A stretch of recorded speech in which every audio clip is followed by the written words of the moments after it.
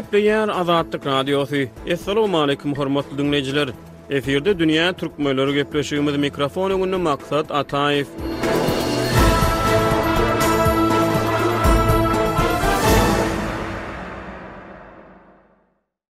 Ýygrimi noýabrda Azatlyk Radiosynyň habarçylary Lewap vilayatynyň käbir çağlar baglaryny rus dilinde multfilmleriň gadagyny edilýändigini, körpeleri rus dilinde multfilm görkezden terbiýeçileriň bolsa işlerinden boşadylýanlyklaryny habar berdi. Bu aralykda 24-nji noýabrda döwlet hiçligindäki Türkmenistan Altyn Asyr saýty Türkmenistanyň Daşary işler ministrliginiň ýanyndaky Halkara gatnaşyklar institutunyň gyda agza döwletleriň we Türkmen taliplerinin arasında Rus dili boyunca bäsleşik ılan edýändigini habar berdi. Munun ozal martyň başyna Türkmenistanyň kronikasyny eşiri Lewap vilayatynyň käbir çağlar baglaryna türk multfilmleriniň hem gadagan edilýändigini habar berdi. Rus we türk multfilmlerine girdilýän gadaganlyk bilen yerli ýaşaýjylara görä türkmen körpeleri diňe türkmen dilinde multfilm görmäge mejbur edilýärler. Muňa garamazdan türk we rus dilli döredijlik eserleri, kinolar we multfilmler ilat arasyna iň köp tarp edilýän önümleriň hataryna galýar. Türkmen häkimetläriniň Rus multfilmlerine girdiýän gadagançylygy haýsy sebäpleri ýa-da aladalary esaslanýar. Türkmen dilindäki döredijlik eserleri yerli sarp edijileri kanagatlandyryp bilýärmi? Globallaşan dünýäde Rus, türk, ingliz ýa-da beýleki dillerde köpçüligi ýetirilýän täze kino filmleriň ýa-da multfilmleriň türkmen diline terjimesi babatda nähili işler alınıp barýar. Dünýä türkmenleriniň bu sany türkmen häkimetläriniň Rus dilindäki multfilmlere girden gadagançylygynyň töweregindäki meselelere gönükdirilýär. Bu aralykda daşary multfilmlerine girdilýän gadaganlyk ýurdun aragatnaşyk budagyny, hususan poşt ulgamyny döwlet diline ulanmak hökmanlygynyň kanunçylyk bilen berkidilýän wagtyna gabat gelýär. Türkmenistanyň noýabrda tasdiklanan poşt aragatnaşygy hakyndaky kanun Türkmenistanyň çäginiň içinde berilýän hatlaryň poşt salgylarynyň döwlet diline ýazylmagyny talap edýär.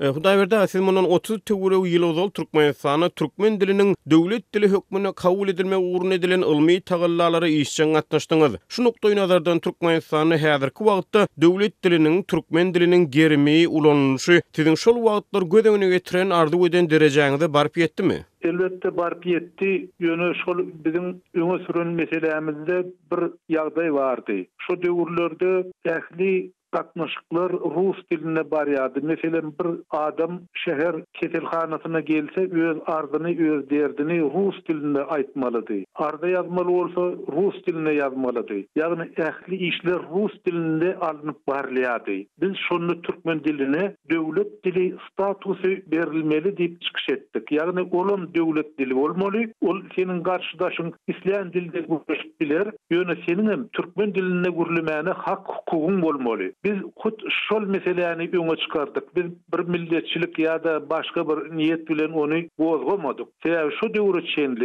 ähli dokumentler, ähli iş kagazlary diňe Rus dilinde alınıp barylýardy. Şol döwürdäki intelligensiýaň aktivligi ýokarda oturanlara täsir etdi. Şonuň üçin Türkmenistan türkmen dilini döwlet dili hökmünde ikrar etmek meselesine bütün SSR'de bolşýaly, beýleki Soýuz respublikalarında bolşýaly. İzda da bolsa seslenmeli boldy. Şoň bilen birlikde de türkmen dili döwlet dili diýilip ikrar edildi. Şondan soň adamlar türkmençe öz arzularyny, öz arzu isleglerini aýdyp başladylar. Inni türkmen diliniň germi barada aýdylanma. Türkmen dili öňem bardy, öňden dowam edip gelýärdi. Ol dilde eserler ýazyldy. Meselem aýdylýardym bar, Taýmaz baby bar, Gurbanazar Ýegizoň goşgulary bar. Şolar ýaly eserler ýazyldy türkmen dilinde. Türkmen dilini meselem Moskva gadagan etdi diýip bolmaz. Onu gadagan etmedi. Ol dil öwrenildi hem kämilleşdirildi. Ýöne soňra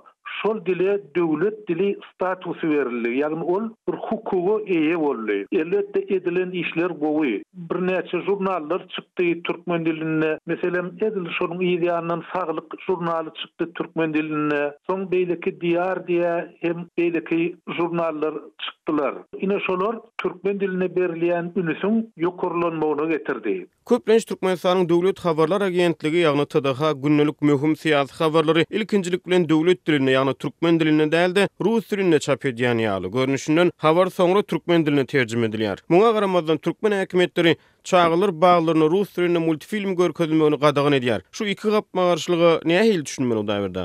Bir ýerde elbetde men içerki ýagdaýlary bilemok ýöne biz Türkmenistanyna döwrümizde şol resmi habarlar taýýarlayan topor bardy. Şol topor egerde ruslardan düzülen bolsa ýa-da rus dilli türkmenlerden düzülen bolsa, onda ol rusça taýýarlanýar. Rus dili türkmen dilinden has takyk hem aňlatma ol şol işgäre ýagny bilermene bagly. Egerde bilermen ýeterlik bolsa, onu ol türkmen diline de taýýarlanyp bilerdi. Diýmek häzirki wagtda habarlary owul başdan türkmen diline taýýarlamaga ýeterlik kadyr ýok. Onu nähilidir bir rus dilli ýa-da rus diline geçen adamlar taýýar edýärler. Ine şoň bilen birlikde multfilmler, kinolar ýa-da edebiýatlar barada aýdylanma, onuň taýýan etmek bilen Türkmenistan milletiň aň düşünjesine yaramaz täsir edýär. Eger biz ýatlasak, ha goloýda dünýä boýunça şeýleler barlyk geçirildi. Dünýäniň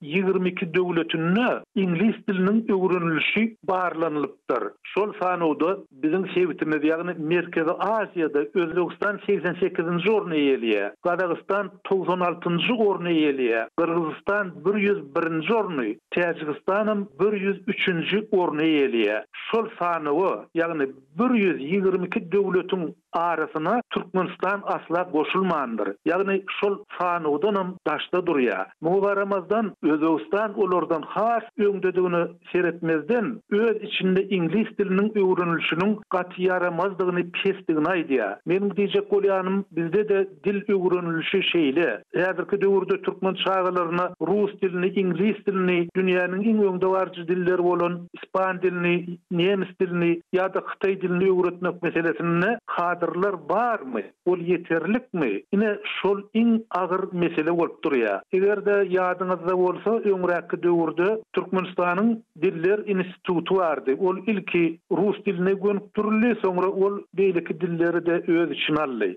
Şol okujaýyny okuwçylar kabul edenlerine bir näçe dilleri görkezýärdiler. Meselem italyan dilini, ispan dilini we beýleki dillerde de okujaklary biz okuwa çagyrýardy. Soňra şol fakultetler açylmady. Sebäbi şol ugurlar boýunça bilermenler ýok, dilçiler ýok. Inni ýene de bir ýöneköy wada ýanky multfilme gelse, çağalar öz başdak şol dili öwrenjek bolsalar, olara şol mümkinçiligi ýok edýärler. Olaryň öňüne şol mümkinçiligi böwetleýärler. Bir çağanyň öz ene dilinden daşary, meselem rus dilini, ingliz dilini ýa-da ispan dilini öwrenmegi onuň ene dilini bilişine hiç täsir etmeýär. Gaýtam onu kämilleşdirýär, östürýär. Esenlik ýurtda nähildir bir gadagançylyk bilen haýsydyr bir dilin germini, onuň ila tarasynaky meşgullygyny çäklendirip ýa-da giňeltip bolarmy? Bolmaz.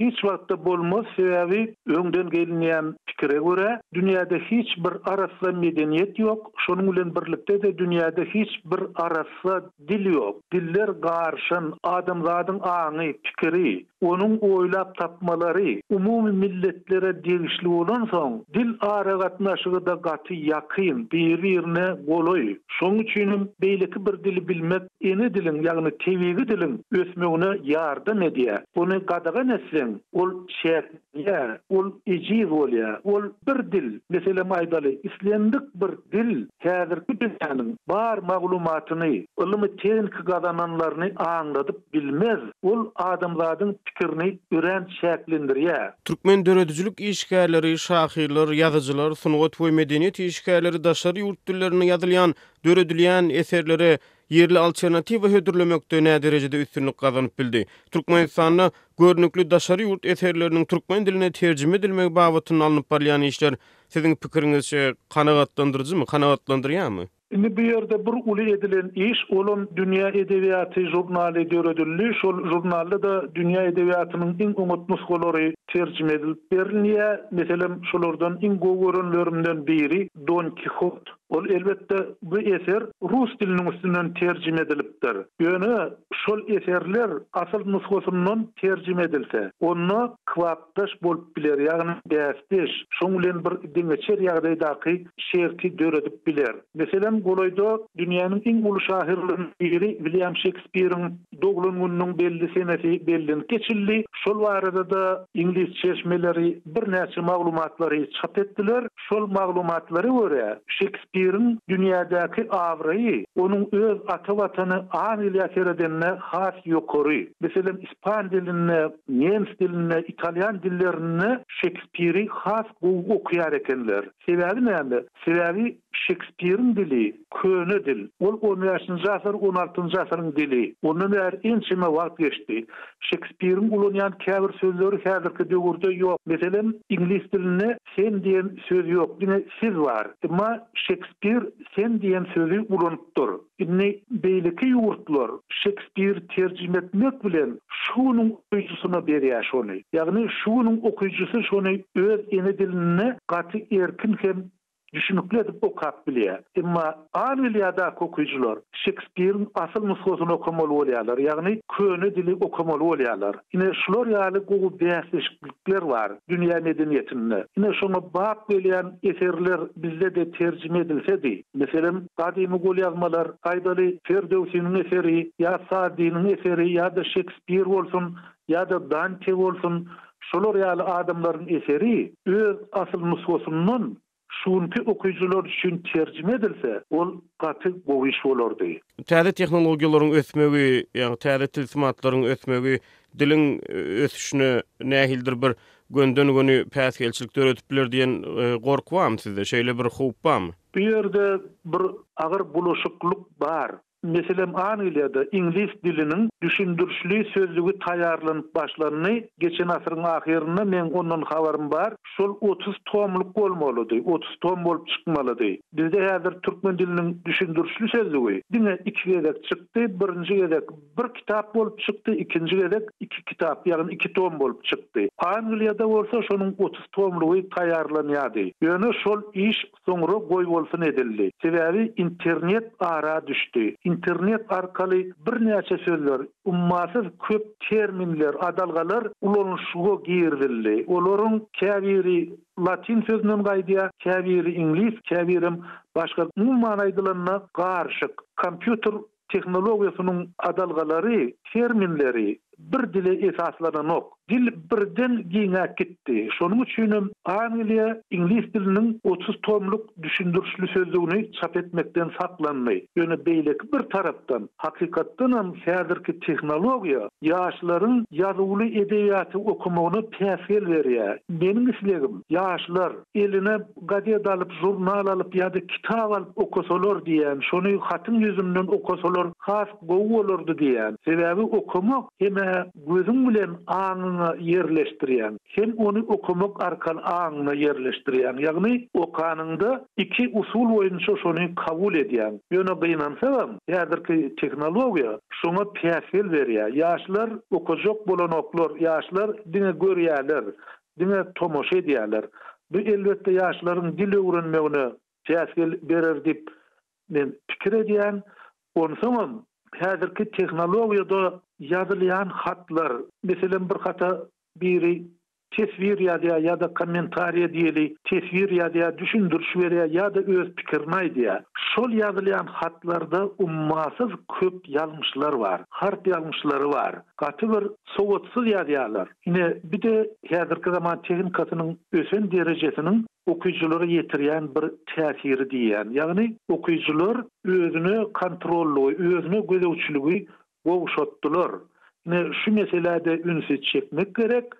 Ýöne dürli dilleri öwrenmän, beýleki dillere düşünmän dünýä derejesine çykmak mümkin däl.